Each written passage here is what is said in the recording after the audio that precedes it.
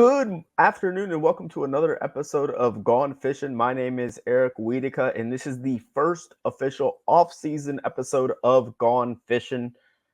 There has been a lot to cover. It is December 4th, 2023. The winter meetings just started yesterday, so it is as good of a time to start the off-season coverage as any, really. The stove is as hot as possible. The Marlins have not made a ton of moves just yet. They've added a couple of guys. They traded for Vidal Brujan. Just a couple of housekeeping moves on the edge of the roster. Out are Garrett Hampson and Jacob Stallings. And in so far this offseason is Peter Bendix, who was hired to be president of baseball operations. Vinesh Kanthan, who was with the Rangers front office, hired to be an assistant GM. Bill Miller, who comes in to be the assistant hitting coach after John Mabry was promoted in the wake of Brant Brown leaving to be the hitting coach in Seattle. And Gabe Kapler, the former Phillies and Giants manager, hired to be an assistant GM in the Marlins front office. He does have a background in player development, so that is definitely an interesting hire for the Marlins, especially for a guy that's got managerial experience with Skip Schumacher on a 1-year deal. Not to say that I think anything's going on there, but it is something to keep in mind going forward, given the situation and given what we know about how close Kim Ng and Skip were when they were working together. So the winter meetings are underway. Not much going on for the Marlins. We do know, generally speaking, what their goals are this offseason. Peter Bendix already kind of went over what he's looking for this year or this offseason. It's going to be shortstop. It's going to be catcher. It's going to be starting pitching. They're looking at potentially, Peter Bendix even said 2 catchers, perhaps, is what the Marlins will be looking for. So this is kind of a crossroad offseason for the Miami Marlins. This is a team that they made the playoffs last year. They kind of eked in, snuck in, what have you. Whether they deserve to be there or not, people are going to have that conversation. They're going to rehash it. Bottom line is, it doesn't matter now. We need to evaluate the team kind of clear-eyed and see what the best approach is to next season. Now, with Sandy being on the IL for all of next year, given his rehab from Tommy John, it's going to be interesting to see what approach they kind of take to this season upcoming. Whether they view this as kind of like a transitional year into kind of elongating that competitive window, or if this is a year that they're trying to compete, and win. So the Marlins, they go into this season. They're down Jorge Soler, so they still need to figure out what they're going to do about DH, what they're going to do about catcher, what they're going to do about shortstop. They still need to figure out what it is that they're going to do in the starting rotation. We did get a report in The Athletic that once again, the Marlins, just like every offseason it seems now, are getting calls on some of their controllable starting pitchers, namely Trevor Rogers and Edward Cabrera. It's to be determined with Rogers where he's at in his rehab. I think the assumption would be that he would be ready to go by spring training, coming back from his oblique injury. But those are tricky. And with a guy that's as big and kind of as long as Trevor is, I can imagine that injury maybe has even added complexity for somebody like him, rather than somebody that might be a little bit shorter. And then with Edward Cabrera, Eddie's been a pitcher that he's been, when he's good, he's great, but when he's bad, he's really bad, and the consistency just hasn't been there for him yet. He just hasn't put it together to this point. And it'll be interesting to see if the Marlins are even willing to take those calls right now, given the state of their starting rotation. Perez is likely going to be on some sort of innings limit again, probably somewhere around 150 to 170. Jesus Luzardo is going to be at the top of the rotation. Braxton Garrett's going to be at the top of the rotation. And then you're looking at spots where guys need to kind of fill in, whether that's Max Meyer, whether that's Um, Edward Cabrera and Trevor Rogers. Could it be, could Sixto Sanchez even factor in? Could Ryan Weathers factor in? These are all questions that are going to have to be answered. I still think that the Marlins will end up bringing in a veteran pitcher, somebody that can eat innings and kind of, just be that veteran voice in the clubhouse for some of the younger pitchers. Well, I do think that that's something that will happen as far as things go for the Marlins. And then on top of that, it's going to be they will acquire a catcher this offseason. I can't tell you who it's going to be. We saw reports that they've been the names that they've been kind of attached to via reports are Mitch Garver, Yasmani Grandal, and Martin Maldonado. Now, Garver would represent more of an aggressive approach to this offseason. He's a guy that you're signing probably at $15 million a year plus AAV. And that's the guy that you're making your catcher for the next 4 or 5 years. That is you are planting the flag on Mitch Garver and saying he's our franchise catcher for the next 3-4 years.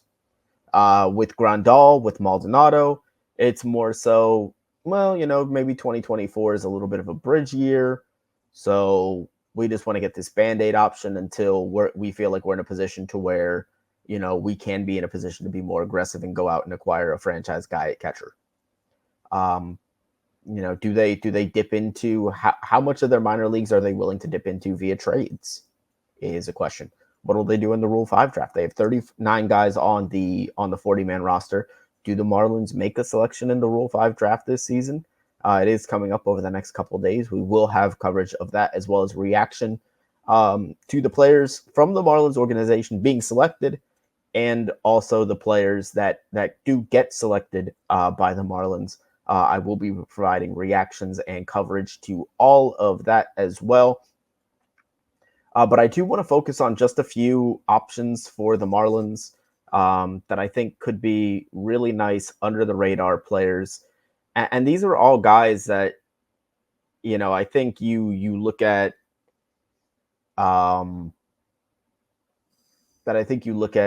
in other teams' minor league systems that might be blocked by really good players at the position, or that there's just other more highly touted prospects at that spot in the organization.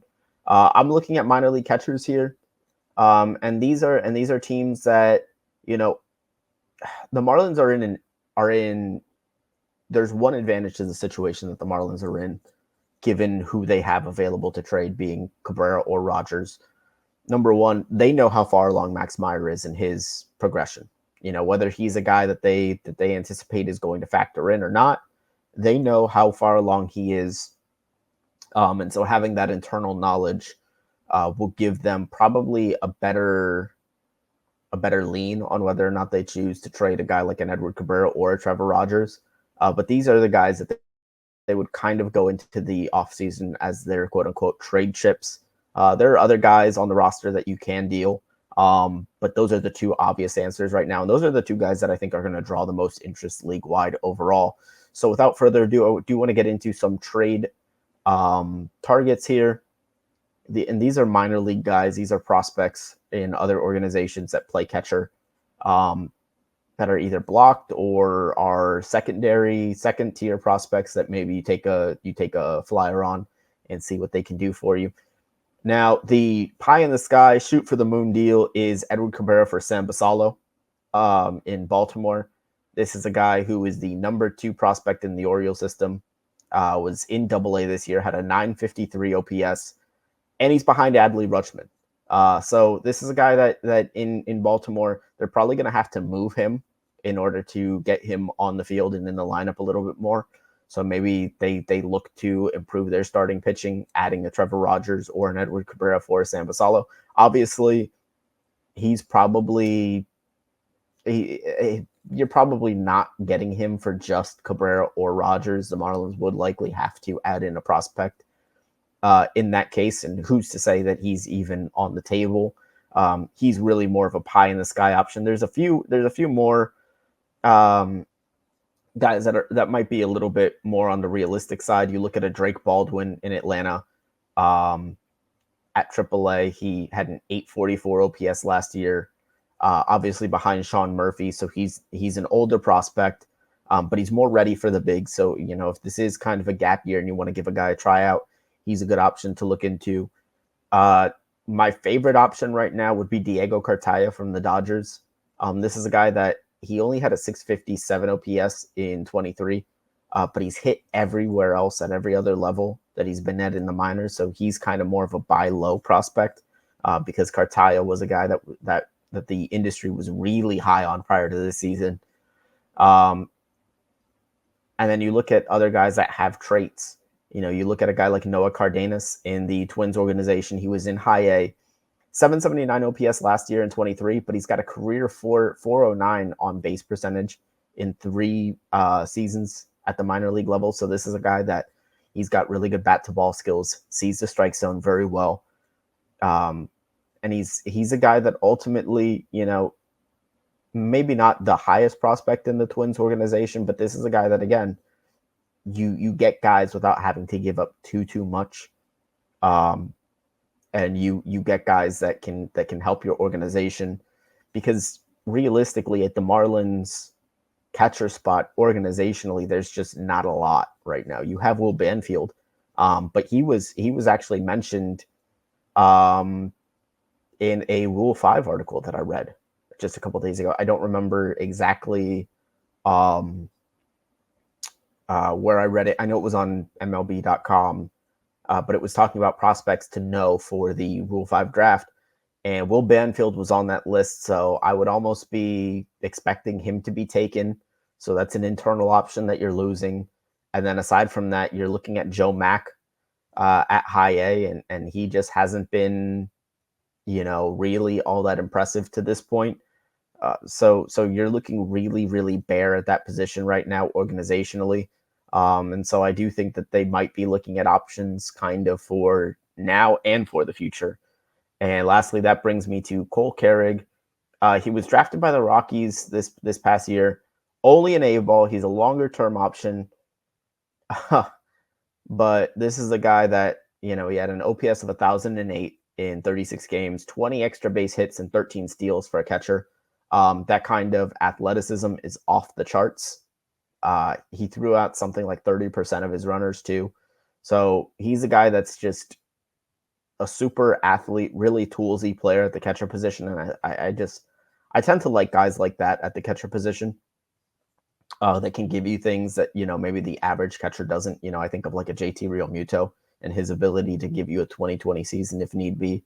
That athleticism behind the plate really tends to translate defensively as well. And so those are some options that I think when you're looking at the team from that perspective, where they can offer up a Trevor Rogers or an Edward Cabrera, and even in some cases offer up guys that just aren't as valuable, maybe a Zach McCambley. If teams want to improve their relief depth in the minors. So there's tons of options for the catcher position available to the Miami Marlins, even if they don't go for a guy at the major league level, even if it's not like a Mitch Garver. And I don't think it's going to be. I think that this offseason is going. I'm starting to come around to the idea that the Marlins may just want to kind of let whatever excess money that they get from a Jorge Soler roll over into next offseason when they do have a little bit more clarity on a guy like Sandy, because he's just so much a big part of what they do organizationally. He's kind of the face of the franchise at this point. I think a lot of the moves that are made this year, you might see trades, you might see extensions, hopefully for a guy like Arise, hopefully a Yuri Perez extension. These are just some of the things that they should be looking towards. You're looking at, I think you're looking at an offseason of relative inactivity for the Miami Marlins to this point, honestly, as they kind of evaluate what they have. And I do think that they're going to kind of come to the conclusion that maybe 2024 isn't really the year that they want to go all in on. And so I think that retaining their flexibility might be their best option here, and kind of going gung-ho into 2025. And that might mean, 1 year rental options in free agency, which likely means no Jorge Soler reunion. He hasn't signed anywhere. So there's still the option that he's back in Miami, but it just doesn't feel likely at this point. You've got guys like Justin Turner and JD Martinez in that kind of DH spot that can give you a 1 year deal, maybe a guy that you can deal at the deadline for more organizational depth. But, I think right now the priority for this team is to build up its minor leagues and try to do so kind of quickly and turn this thing around and be ready for 2025 to compete when you will have Sandy, Perez off of an innings limit, Jesus Luzardo, Braxton Garrett kind of as your core four in the rotation. And then I think the bullpen is still good enough to contend this year. Maybe they end up dealing somebody, because I think a guy like Anthony Maldonado, who's at the AAA level, is going to be ready to come in and be a high leverage guy right away at the big league level. So maybe there's a guy out there that they just, in the bullpen that they can deal for more prospect help. I'm not sure who that would be or what that would particularly look like. Just an option being thrown out there, complete speculation on my part as far as that goes. And then in the lineup, it's how are you going to replicate the thump that Jorge Soler gave you in the middle of the order? Will Jazz stay healthy in center field? Who's going to play shortstop and catcher? Those are the questions for this upcoming season. Again, I don't think that the Marlins are going to expend every resource this offseason to do that. Number one, the market in certain positions is just really weak, like shortstop. There's just really not a free agent option that kind of blows my socks off. Trade options, there's some very interesting ones. If San Diego's really going all in on a complete rebuild, maybe Ha-Seong Kim becomes available, but that's complete speculation to this point. There's no indication one way or another if that's going to be the case. And obviously, if he comes available, there's going to be a very robust market for him as the National Leagues, as one of he had one of the highest WARs in the league last year. Tremendous defender whose bat has really started to come on these last couple seasons in Ha-Seong Kim. So he's an option at shortstop that I would like to see them kind of pursue if they do decide, hey, listen, this is the year to go do it. And they say, you know what, we want to use Sandy as kind of our big 2024 offseason acquisition next offseason. So that's all I have for today. The Marlins, it's been a little bit slow, but we are getting back into off-season coverage for the Miami Marlins. The winter meetings have started. The Rule 5 draft begins December 6th on today is Monday, so December 6th would be Wednesday. The Rule 5 draft begins on Wednesday. There's bound to be more acquisitions, more signings, more trades, more off-season chatter, and we will have it here covered at the 5 Reasons Sports YouTube channel. So be sure to like, comment, and subscribe. Thank you guys for watching, and we will see you next time. Bye-bye.